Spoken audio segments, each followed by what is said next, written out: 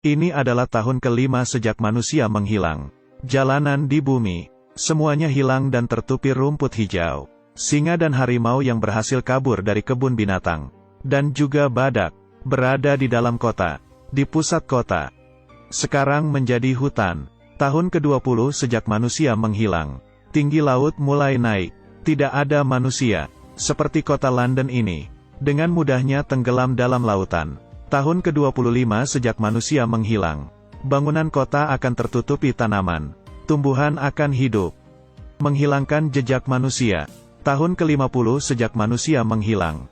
Transportasi yang biasanya di jalan, akan mulai hancur, dan menjadi sampah. Bangunan yang ditinggalkan, menjadi bangunan bersejarah. Di tahun ke-100 sejak manusia menghilang, yang bersama dengan manusia selama 125 tahun. Jembatan Brooklyn, setelah manusia menghilang, 100 tahun pun tidak bisa bertahan. Tali mulai putus, dan jembatannya mulai rusak. Pada akhirnya roboh. Semuanya menjadi peninggalan.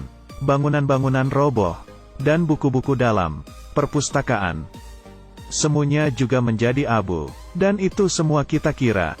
Peradaban ukiran batu, yang kita tinggalkan, 150 tahun sejak manusia menghilang. Jalanan di jalan akan mulai roboh, dan bangunan tinggi menjadi tempat tinggal, berbagai burung dan binatang kecil, menjadi suatu ekosistem.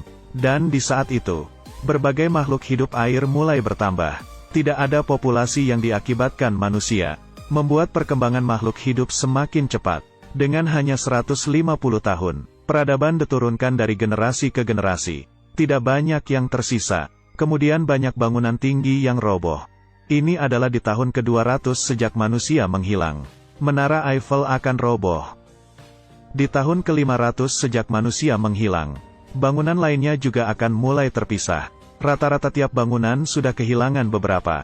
Di tahun ke-100 hingga 500 sejak manusia menghilang, adalah waktunya dunia memasuki zaman kerobohan.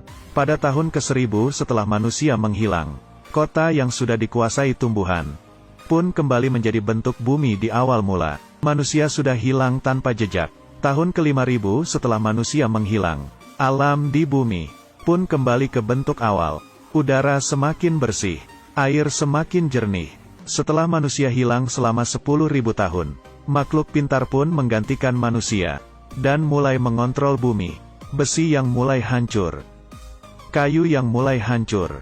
Di saat manusia menghilang selama 10.000 tahun, apakah masih ada bukti? Bumi begitu besar. Bahkan tembok raksasa, yang begitu panjang, dan piramida di Mesir pun menghilang. 10.000 tahun bagi manusia sangatlah lama. Tapi bagi planet bumi hanyalah sebentar. Bumi sudah hidup selama 4,6 miliar tahun. Bila diubah dalam bentuk jam, 10.000 tahun tidak sampai setengah detik. Nenek moyang sudah menghabiskan waktu puluhan juta tahun. Belajar untuk berdiri dan berjalan, merangkak dan makan. Tapi sejak revolusi industri pertama, kita menggunakan waktu yang tidak sampai 150 tahun. Membuat bumi menjadi hancur. Bumi hidup sebelum manusia muncul. Dan setelah manusia hilang pun bumi bisa memiliki hidup baru lagi. Bila manusia benaran hilang, bumi akan menjadi semakin baik. Tapi manusia tidak bisa meninggalkan bumi.